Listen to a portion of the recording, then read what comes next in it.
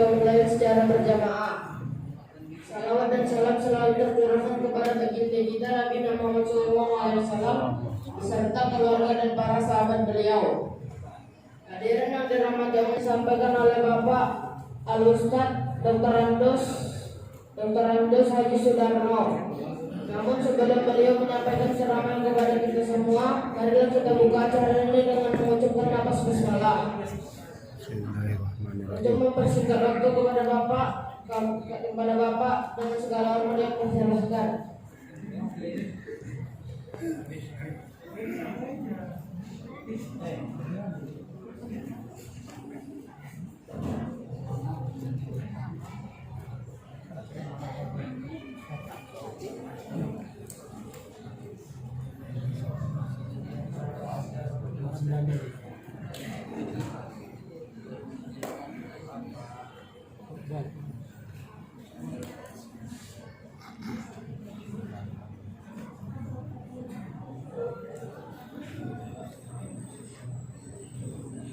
Assalamualaikum warahmatullahi wabarakatuh. Waalaikumsalam warahmatullahi wabarakatuh.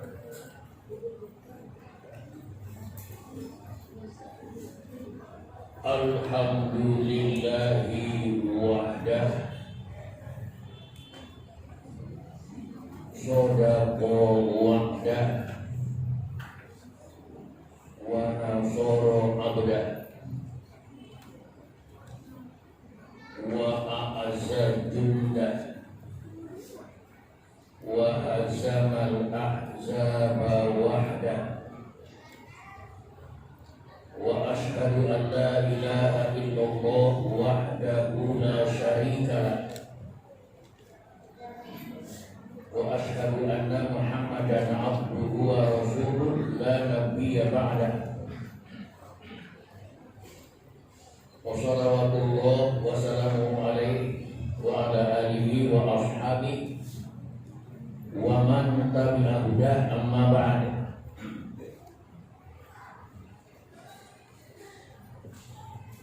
Para bapak dan ibu serta saudara-saudara hadirin dan hadirat rahimani wa rahimakumullah. Maudhu kita masih sama, yaitu doa dan zikir dalam perspektif fikih dan akidah. Dalam perspektif fikih saya sudah menjelaskan ada 2 poin yang penting. Yang pertama, doa dan zikir itu ada yang mutlak dan ada yang muqayyad. Masih ingat ya? Yang mutlak artinya tidak terikat. Tidak terikat kepada waktu, tidak terikat kepada tempat, dan tidak terikat kepada bilangan. Sekalikah, 3 kalikah, 7 kalikah, itu bilangannya, tidak terikat. Itu namanya mutlak. Di pesawat boleh, di mobil pribadi boleh, di bus boleh, di motor boleh, di kereta boleh, di rumah boleh, apalagi di masjid. Jadi tempatnya tidak terikat. Apalagi naik pesawat ya, sudah naik Lion pula kan. Mulai masih krok. Ada pengalaman enggak? Kalau naik pesawat kondisi kayak gitu biasanya gimana? Dekat sama Allah atau enggak? Biasanya bibirnya basah menyebut Allah, betul? Seperti anekdot seorang tentara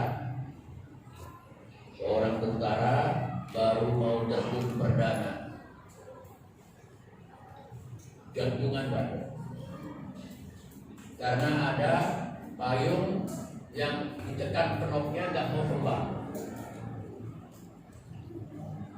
Dan itu pernah kejadian di depan Kodam. Udah lama ya. Saya ingat waktu itu saya masih SLTP dan SLTA. Langsung meluncur, payungnya nggak kembang, maka yang terjadi bukan hanya kredit tapi kontan. Kontan apa? Innalillahi wa inna ilaihi. Jadi bagi tentara-tentara yang perdana akan terjun payung, ini kadang-kadang menghantui. Saking takutnya, basahlah bibirnya menyebut Allah. Ya Allah, ya Allah. Enggak sampai di situ malah bernazar.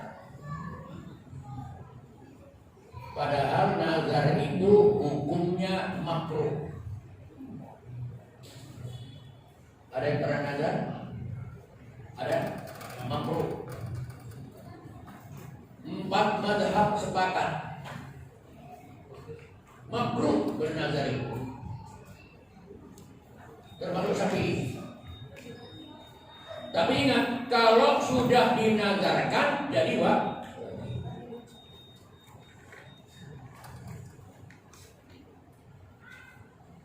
Kenapa nazar itu makruh? Karena Rasul mengatakan orang yang bernazar itu adalah orang yang bakhil.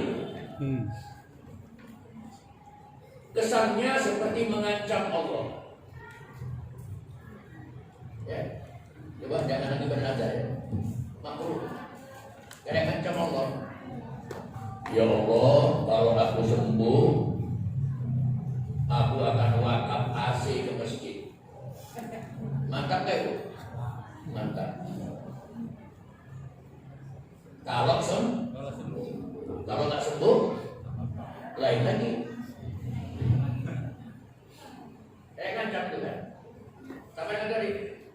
Ya Allah, kalau besok aku selamat dalam terjun payung ini, ya Allah, aku akan menyembelih seekor sapi, dagingnya akan kubagi-bagi kepada orang miskin. Mantap gak itu? Mantap. Pas hari H, lompat dari pesawat, tekan kenop, kembang payung. Seharusnya baca apa? Alhamdulillah. Karena yang menghantui kalau payung tidak kembang. Ternyata begitu ditekan kenop, payungnya kembang. Enggak baca Alhamdulillah.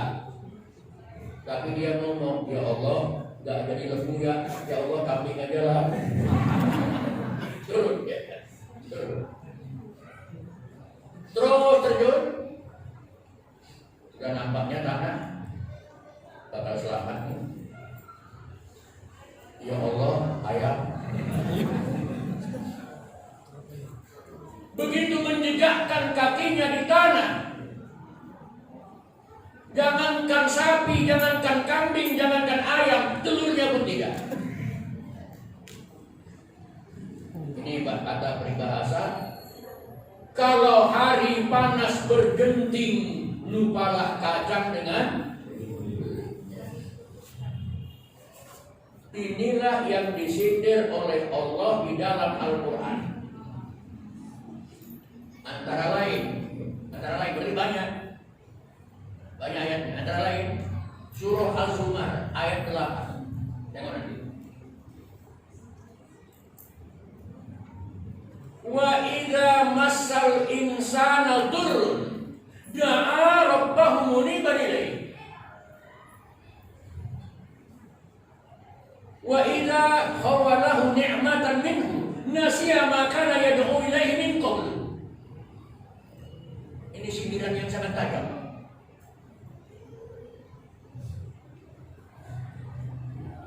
Apabila manusia ditimpa bencana,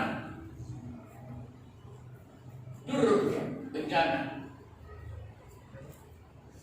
da'a rabbahu muniban ilaih, dia pun berdoa kepada Allah dan kembali kepadanya. Ya Allah, bahasa ini Wa idza khawala ni'matan minhu, kalau Allah sudah mengaruniai nikmat kepadanya, memberikan nikmat kepadanya, lepas dari bencana, nasia, dia pun lupa. Maka yad'u ilaihi min qablu, dia lupa bahwa dulu dia pernah berdoa ketika di bencana. Seakan-akan dia tidak pernah minta kepada Allah. Bapak Ibu sekalian, kembali ya. Jadi zikir yang mutlak tadi boleh di mana saya, di pesawat boleh, di kendaraan boleh, waktu senang boleh, waktu susah. Ini yang pertama dulu. Apa contohnya zikirnya? Zikirnya Nabi siapa? Nabi Yunus. Apa itu zikirnya? Hah? Doa Nabi Yunus apa? La ilaha illa anta subhanaka inni kuntu. Ini doa, walaupun tidak ada kata permintaan di situ. Ini dari jurus fikih ya. La ilaha illa anta, nggak ada doa itu. Subhanaka, nggak ada doa. Inni kuntu minadz dzalimin, nggak ada doa. Tapi Nabi menyebutkannya doa. Karena Nabi menyebutkannya doa, maka kita pun harus menyebutkannya doa. Apa kata Nabi? Da'watu Zinnun irda'a bi batnil hud, la ilaha illa anta subhanaka inni kuntu minadz dzalimin. Ini Nabi yang ngomong. Doanya Nabi Yunus ketika dia berdoa di dalam perut ikan paus. Apa doanya? Disebutkan Nabi, la ilaha illa anta subhanaka inni kuntu minadz. Apa faedahnya? Kata Nabi, tidak seorang muslim pun yang membaca doa ini ketika dia menghadapi masalah apapun. Masalah apapun. Masalah apa? Ini COVID-19 masalah enggak? Masalah. Dia berdoa dengan doa ini. Istajaballahu lahu. Niscaya Allah akan mengabulkan permintaannya. Masya Allah. Sudah dipraktekkan belum? Waktu naik Honda pernah badai enggak? Di lampu merah waktu macet, bebas, mutlak.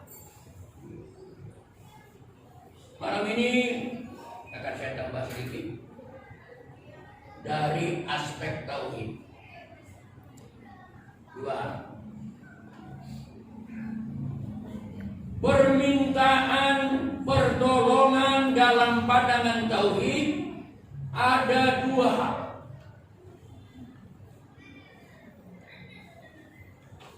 Coba dicatat ya. Pertama, permintaan pertolongan akan hal-hal yang di dalam batas pemilikan dan kekuasaan manusia, seperti minta tolong diangkat dari dalam sumur, minta tolong bantuan keuangan, minta tolong kepada dokter untuk diobati, bukan disembuhkan, untuk diobati.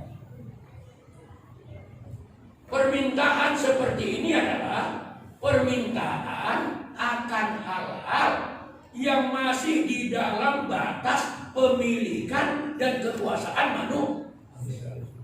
Jelas ini? Ini boleh diminta kepada manusia. selama masih hidup.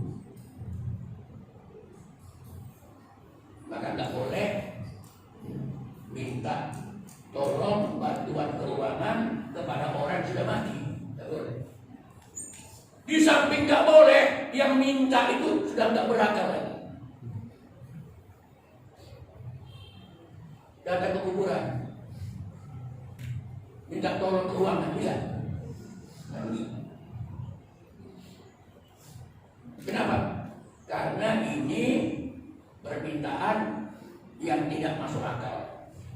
Makanya selama sama-sama masih hidup boleh, nggak syirik.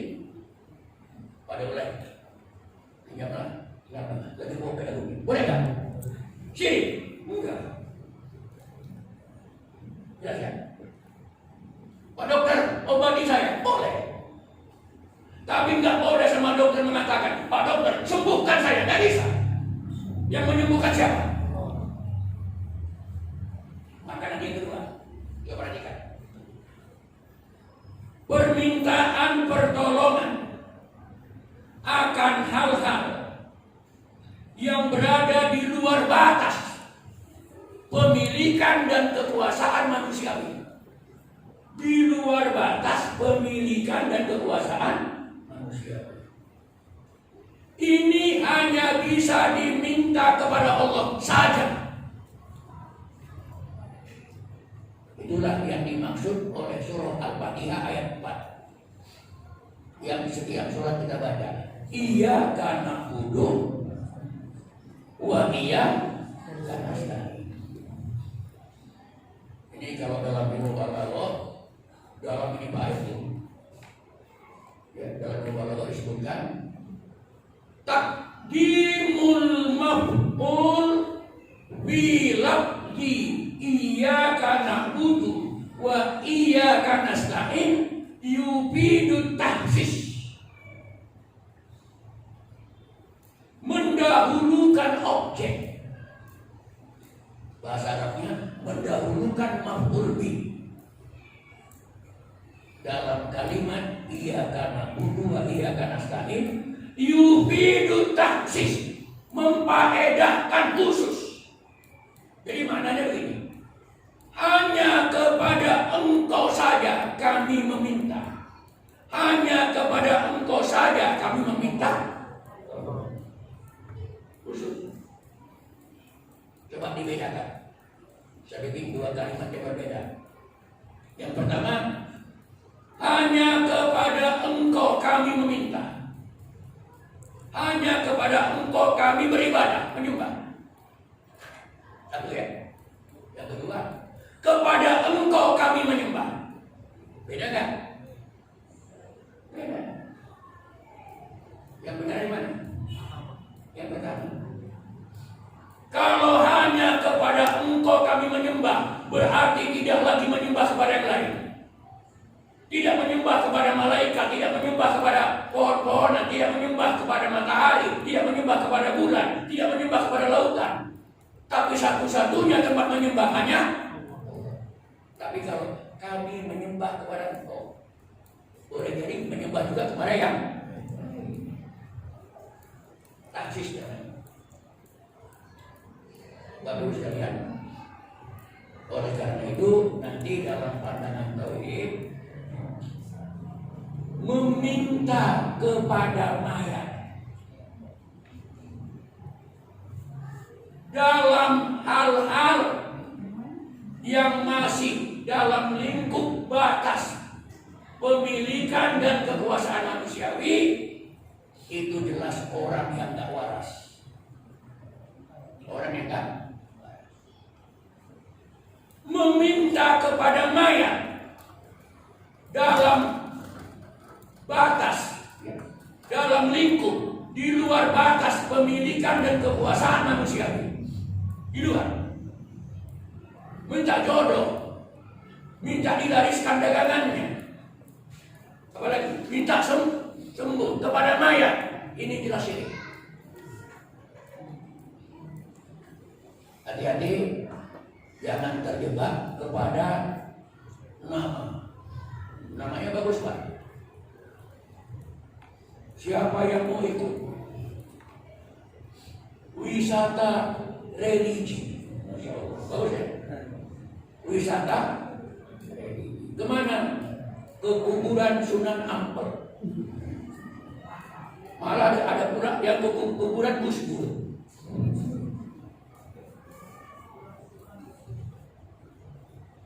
Ziarah seakan-akan ajaran agama Islami. Kenapa? Karena wisata religi. Di sana ngapain? Meminta-minta dalam urusan yang mughayyabat, dalam urusan yang goib. Maka ini termasuk syirik besar. Awas Bapak Ibu, ini bukan syirik kecil tapi syirik akbar. Apa bedanya? Kalau syirik akbar mengeluarkan yang bersangkutan dari Islam, murtad. Ini saya katakan fatwa dari ulama Saudi. Ulama Saudi ya. Dalam kitab Fatwa min ulama Baladil Haram. Fatwa-fatwa ulama tanah haram. Jadi perhatikan. La yajuzu ayyad'uwal insanu al-amwata. Tidak boleh berdoa seseorang itu kepada mayat. Tidak boleh seseorang itu berdoa kepada mayat.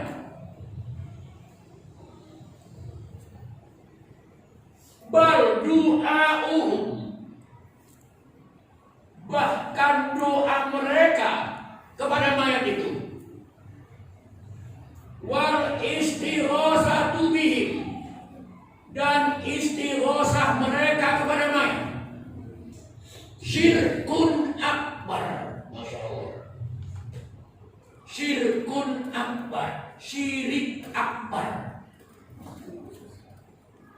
Sampai ke kuburan Sunan Ampel minta-minta, nggak punya anak, bisa supaya punya jualan, nggak jalan, minta-minta supaya lah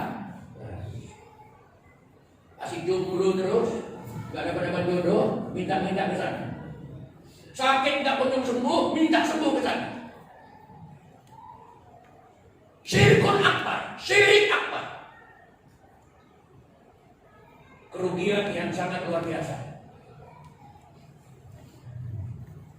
Kenapa? Yakhruju amillatil Islam, keluar dari Islam. Kalau keluar dari Islam apa namanya? Kafir. Beda dengan syirik kecil. Ria itu syirik kecil kan? Syirik kecil kan? Cuman belum mengeluarkan dari Islam. Ada yang pernah ria? Jawab sendiri. Yang bersangkutan pasti tahu dia ria atau tidak. Ketika dia ria, dia sudah masuk ke dalam perangkap yang namanya asyirkul asghar, syirik kecil. Tapi belum mengeluarkan dia dari Islam. Kalau karena dia sudah murtad, sudah banyak kali orang yang murtad pada dia kan. Naik haji sampai Mekah si selfie saya.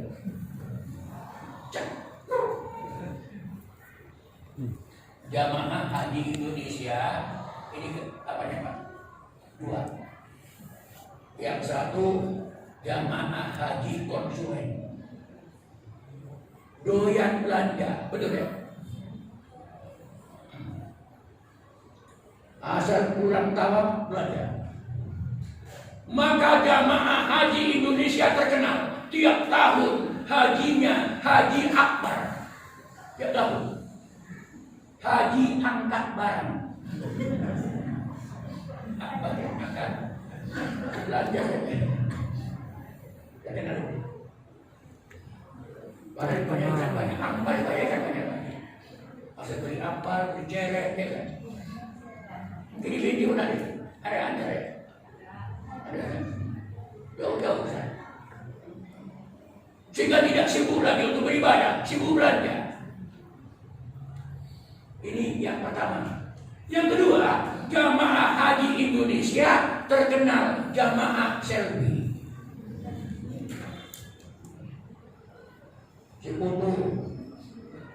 Foto dulu, aku doa ya. Karena nggak doa, doa.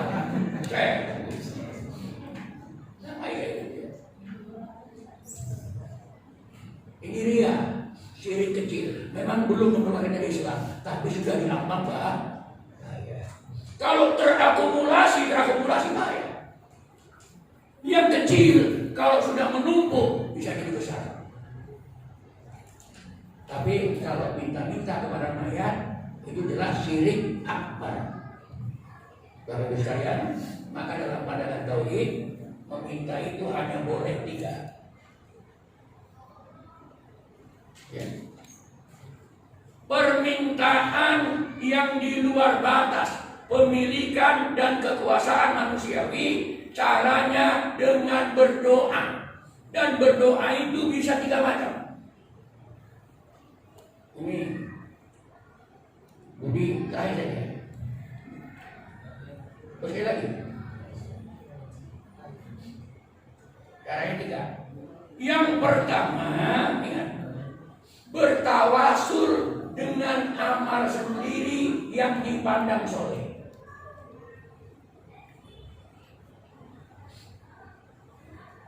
Yang kedua, bertawasul dengan al-asma'ul husna. Boleh.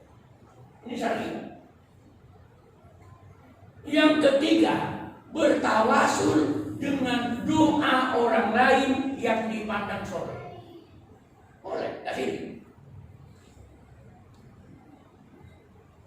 Contoh, kalau yang pertama, Bapak baca Quran. Baca Quran amal soleh kan? Amal soleh. Siap baca Quran berdoa? Boleh. Ya Allah, seandainya bacaan Quranku tadi tercatat di sisimu sebagai bagian dari amal solehku, ya Allah. Ya Allah, luruskanlah anakku dalam mengikuti ujian besok. Boleh. Amal soleh. Atau Bapak sedekah.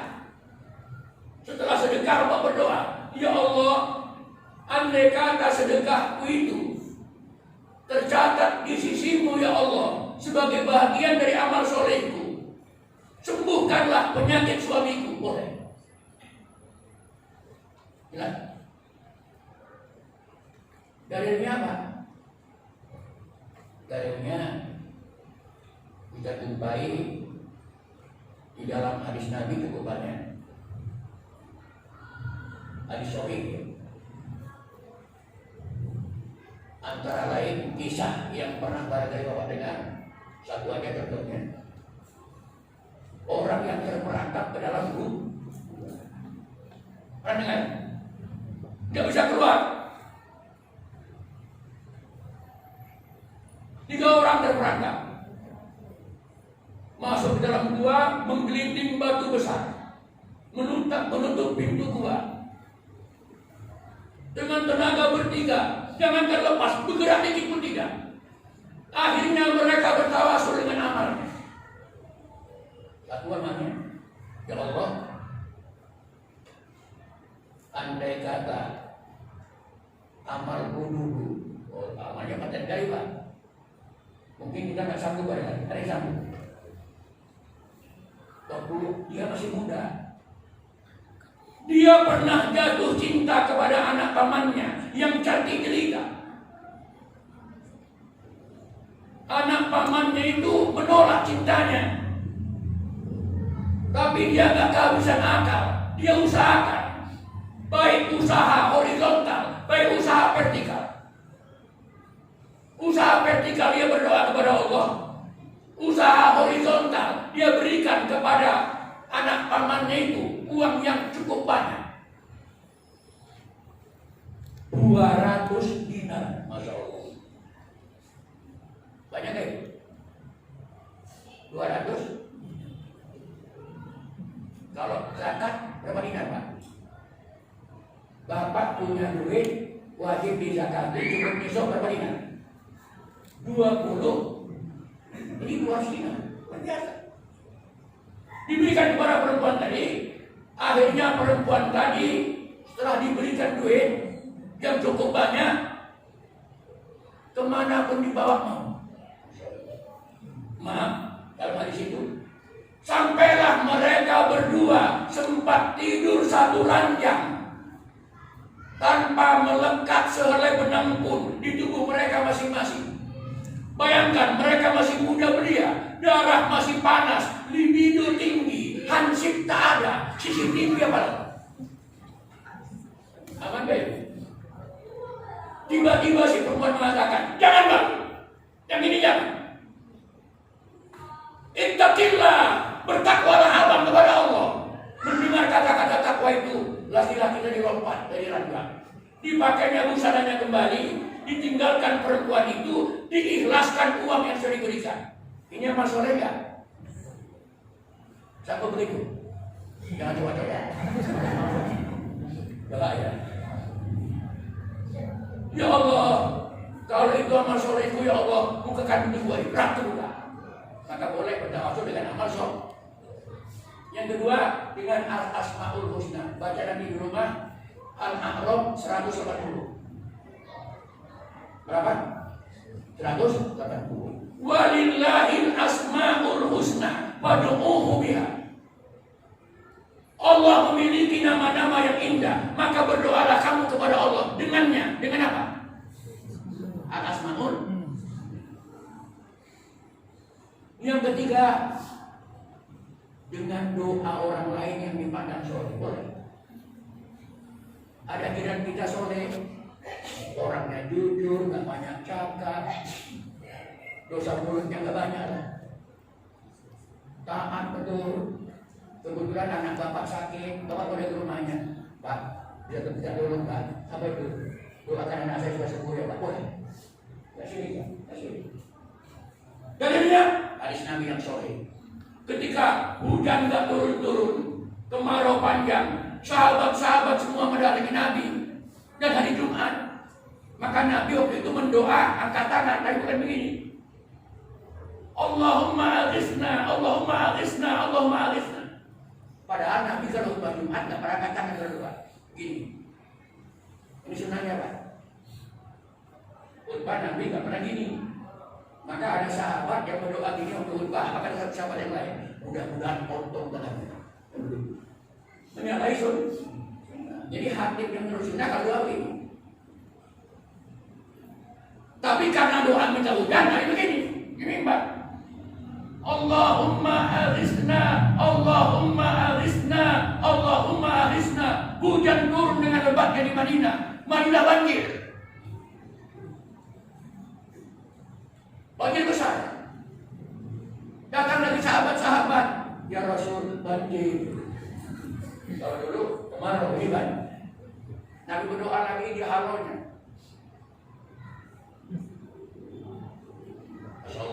Berdasarkan hadis ini kata Syekh Albani, boleh kita bertawasul dengan doa orang lain yang dipandang tidak syirik.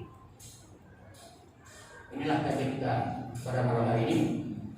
Mudah-mudahan kita dapat menerapkan doa itu dari aspek tauhid, sehingga kita tidak terjebak berdoa tapi syirik. Apalagi berdoa syirik akbar. Wallahu a'lam. Assalamualaikum warahmatullahi wabarakatuh. Waalaikumsalam.